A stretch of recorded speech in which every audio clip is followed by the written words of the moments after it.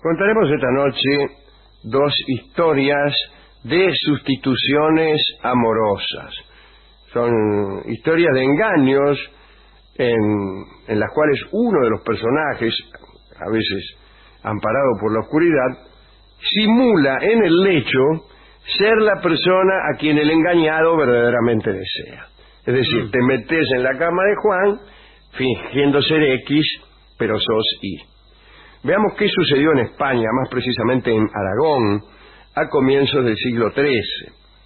Pedro II, el católico, conde de Barcelona y rey de Aragón, era un hombre galante. El 15 de junio de 1204 se casó con María de Montpellier, una muchacha que, a pesar de su juventud, se había casado ya 2 veces.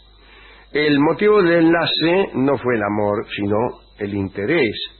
María aportaba a Pedro los dominios de Montpellier que él quería, y dicen que una vez que se casaron, Pedro ya no le dio bolilla a María y se dedicó a cortejar a otras muchachas.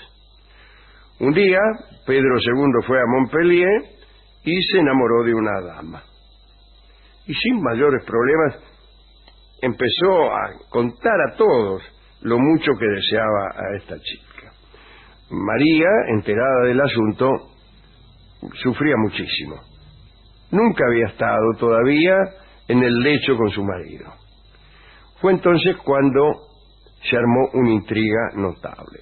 Los cónsules y nobles de Montpellier, que desde luego estaban del lado de la reina María, se enteraron de este enamoramiento del rey y llamaron a un hombre de confianza de Pedro para pedirle algo inaudito. Le prometieron que si los ayudaba lo harían rico. Aquel caballero de confianza de Pedro respondió a los nobles de Montpellier que si lo pedido no era nada que manchase su reputación, haría lo que le pidiera.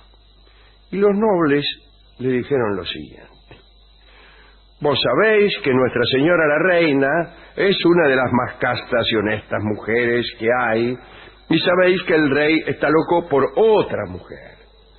Os rogamos que hagáis lo posible para convencer al rey de que la mujer de la cual se ha enamorado se encuentra dispuesta a satisfacer sus deseos.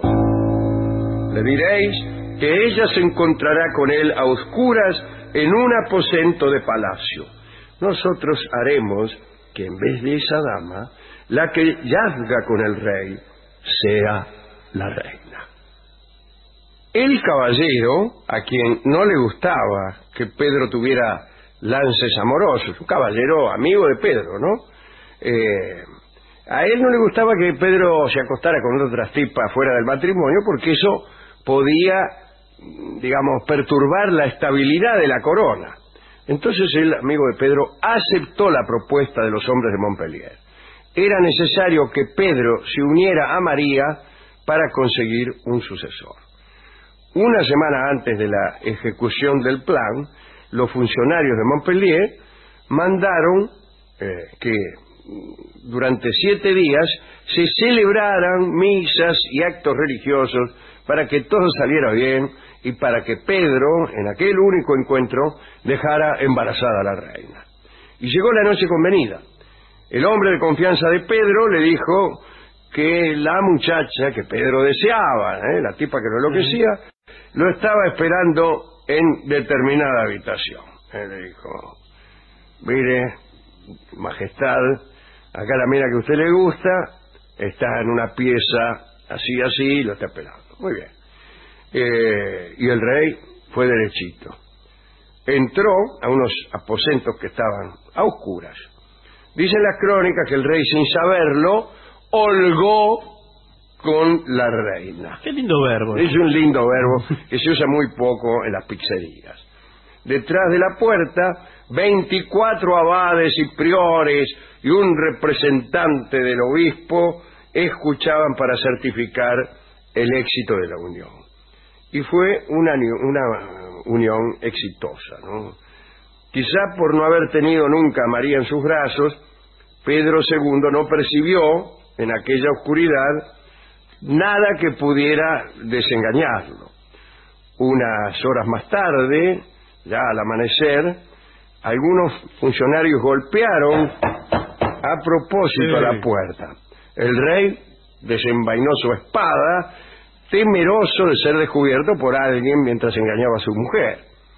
Cuando el representante del obispo abrió la puerta y Pedro, ayudado por alguna luz, vio con quién se había acostado, bueno, más que espantarse, respiró tranquilo y retó al funcionario por haber perturbado su sueño y la compañía de su esposa, qué sé yo, no sé sí, lo que algo. Con todo cinismo, porque el tipo sabía. Claro, el tipo no sabía con quién estaba. ¿Qué? Le dijo, aquí yo estoy con mi mujer, ¿qué se piensa? Dale, que hace un rato no sabías nada. Bueno, al cabo de un mes se supo que María de Montpellier estaba embarazada. Nació un hijo, que fue sucesor de Pedro II, y que fue quizá el más grande de los condes de Barcelona y reyes de Aragón. Qué puntería, ¿no? Claro, que fue Jaime I el Conquistador. Verdaderamente eso se llama puntería. Otra sustitución, que no fue producto de una confabulación de muchos, sino el deseo de una sola persona, fue la que padeció el rey Luis XV de Francia. Allá, por 1745, se murió una amante muy querida por Luis XV, que se llamaba Madame de Châteauroux. Y Luis quedó un poco desamparado, estaba muy aburrido.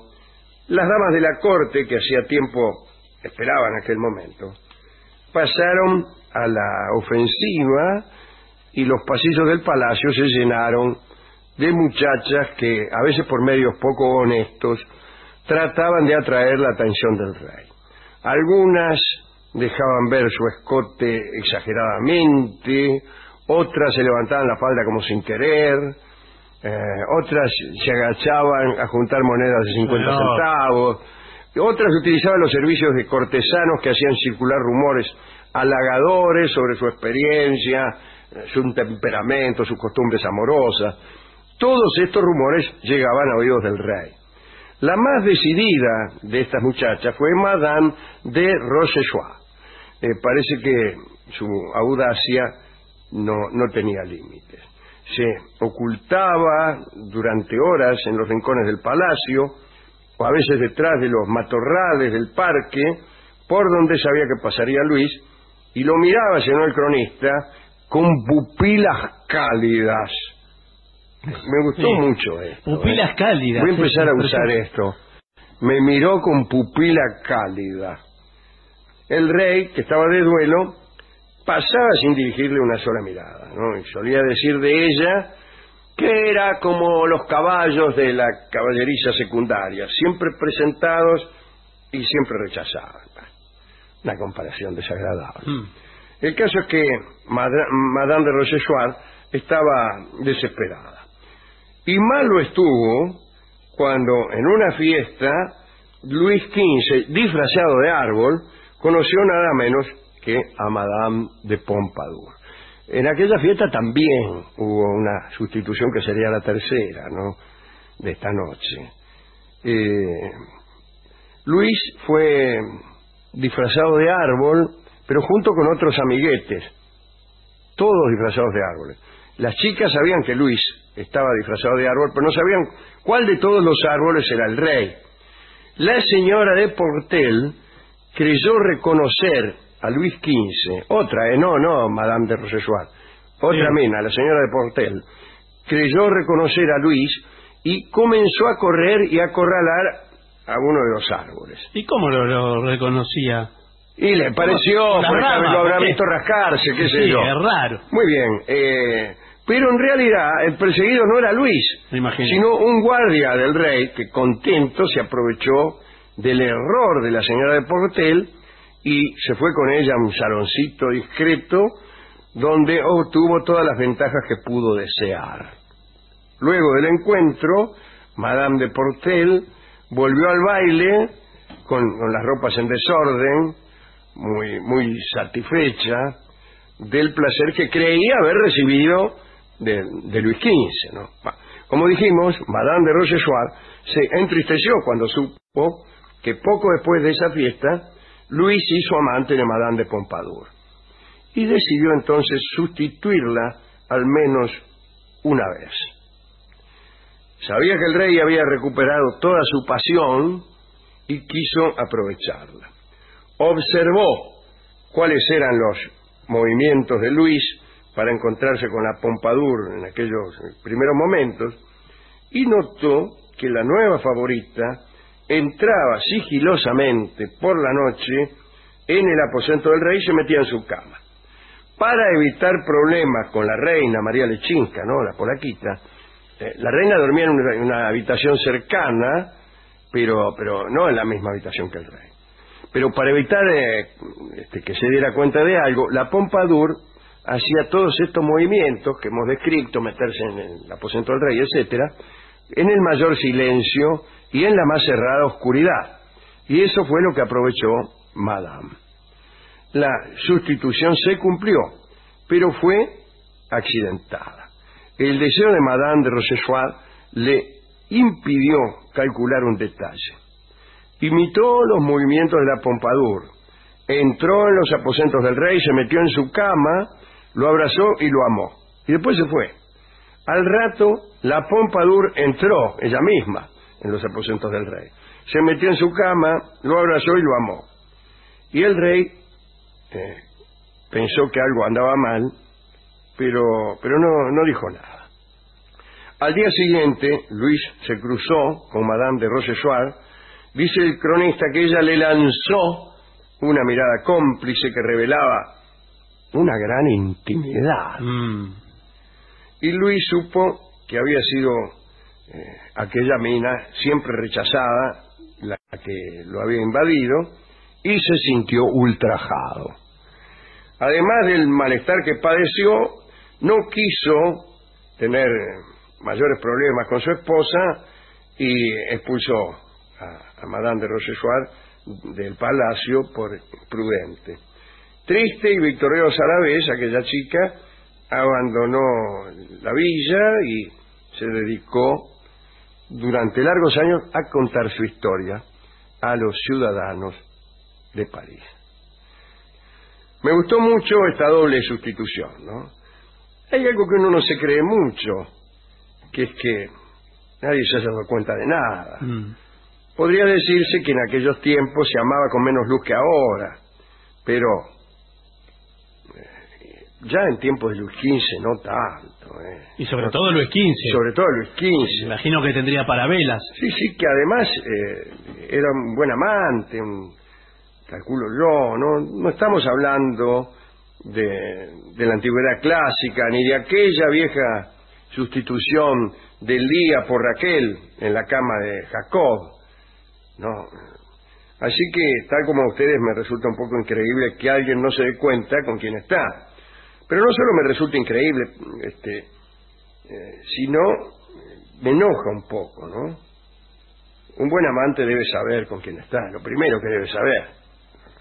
Amar es una actividad absolutamente personal, en la que cada uno debe emprender la invasión del otro, si me permiten, en ambos sentidos, en el sentido físico, pero también en el sentido espiritual, intelectual, etcétera. Así que me quedo un poco decepcionado con aquellos amantes que no sabían con quién estaban. Si no sabían es porque les daba un poco lo mismo. Además, por mucho riesgo que hubiere, someter una relación de este orden al silencio y a la oscuridad es reducir nuestras percepciones, cuando es en ese momento cuando deben ser más agudas, cuando debemos percibirlo todo.